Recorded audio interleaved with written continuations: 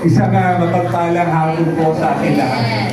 Alam nyo, binabalik lang ho natin ang ating pong pagkakamali. Yung pagkakamali po na binana po ng ating mga ninuno. Pagkakamali sa maraming bagay. Pagkakamali, lalong-lalo na sa pagtiwala natin sa mamumuno. Etong sistemang ito, dekada na ng problema. Lahat sumisigaw ng pagbabago, lahat aktibo, pero tanungin natin, tama ba ang mga naging desisyon natin? Meron bang dapat baguhin sa atin mismo? Yung pagbabagong hinahanap po natin ngayon, ilang dekada na ang sumisigaw ng pagbabago. Pagbabago mula sa salita.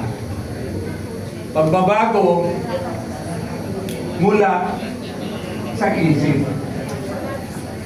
Pero yung pagbabagong yun, hilaw kasi wala sa puso. Sa panahon ho ngayon ito, tumatanda na po tayo. Gusto po ba natin yung patuloy na pagkakamali, yung ang mapapahamak nito, yung susunod na henerasyon. Mahirap ilaban, itama ang mali sa panahon ito.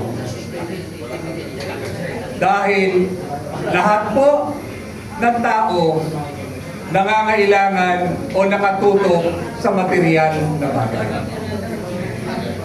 Material na bagay na nalalason ang ating pagkatao. So ito pong pagbabago na gusto nating mangyari, dapat magsisimula sa bawat isa sa atin. Pagbabago na magmumula sa atin mismo.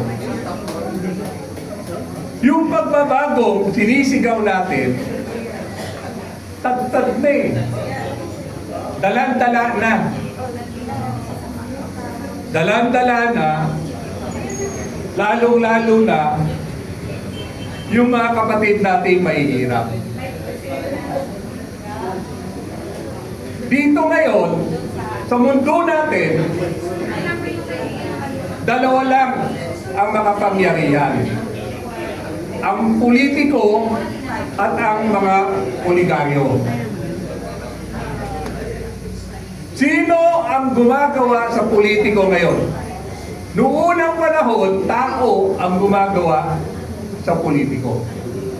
Pero ngayon, ang nagdidikta na ng politika sa ating bansa, mga oligaryo. Oligaryo na napakahirap labanan, lalo na kung kumakalam ang sikmura ng mamamayan. Pero paano mababago ito kung puro lang tayo sigaw, salita, wala sa gawa, wala sa puso natin? Ang bawat isa po sa atin ngayon, napapansin ko, karamihan sa atin, kagaya ko senior citizen na. Ilang beses na tayo na biktima sa mga tao pinagkakatiwalaan natin.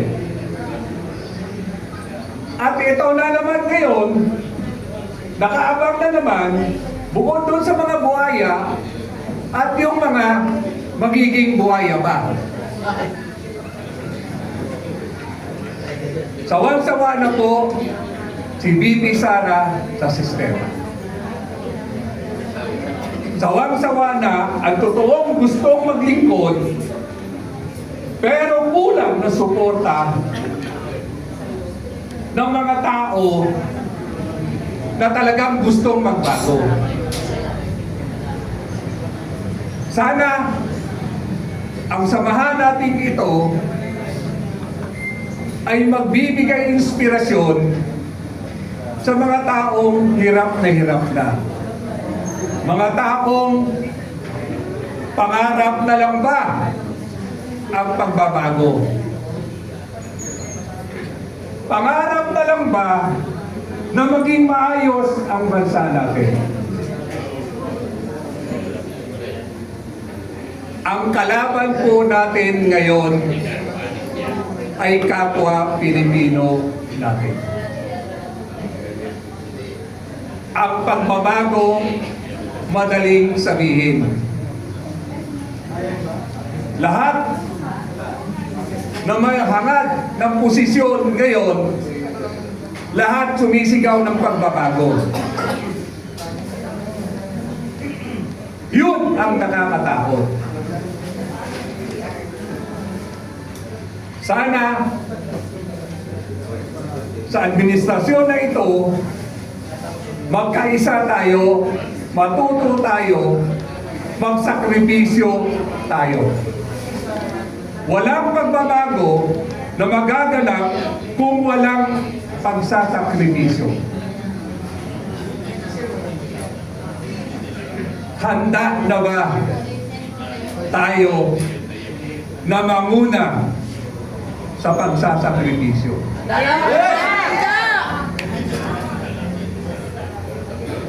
Handa na ba tayo ilaban ang kinabukasan ng bayang ito?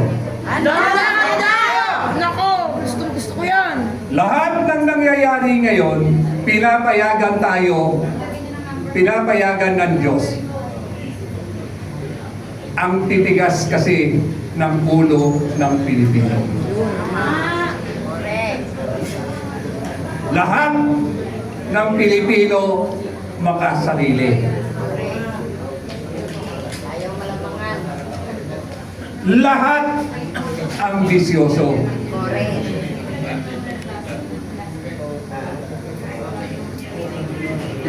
Ang kailangan natin ngayon,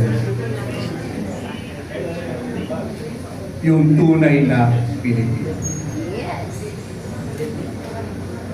Pilipino na walang hinangan, itama ang pagkakamaling minana natin. Ito lang huli kong sasabihin. Walang manloloko kung walang magpapaloko. Ulitin ko po Walang manloloko kung walang nagpapaloko. Yes! Hindi makakaloko ang mga BBM na to kung hindi tayo nagpapaloko. Huwag na tayong maging tanga. Tama! Huwag na tayong magpagamit. Tama! Kailangan natin ngayon ibangon natin ang pagiging Pilipino natin. Correct! Pilipino binabaon sa kahihiyan ng administrasyong ito. Tama! Hindi nyo ba napapansin? Sobra na tayong ginagawang tanga. Sana mapagmasid tayo. Huwag tayong matakot na tayo ay gipitin. Dahil yan ang gagamiting armas ng mga taong wala sa hustong pag-iisip. Kaya hinihikayat ko po kayo, i-challenge po natin sa pamagitan po natin mismo, palawakin natin ang pagmamahal sa bansa natin at sa kababayan natin.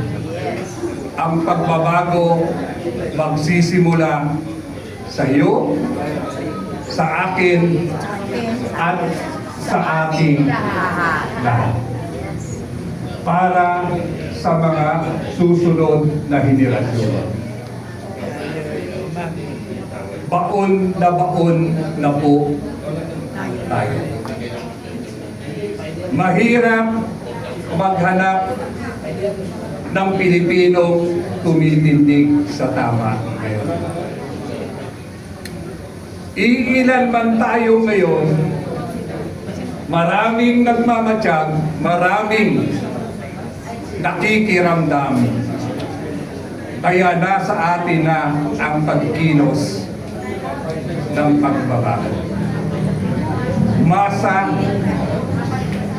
ang dapat makinabang sa biyaya ng bayang ito. Masa ang makikinabang sa yaman ng bayang ito. Nawa po magpaka-Pilipino na tayo. Nawa po tumindig tayo sa pamamagitan ng pagtayo, sa pamamagitan ng pagtama, at uumpisahan natin ito sa sarili nating lansangan. Unahin natin ang ating mga kaibigan. Immediate neighbor, unahin natin para makamtam natin ang pagbabago at higit sa lahat ang pagbangon ng bansang Pilipinas. Maraming salamat po. Mabuhay po kayo.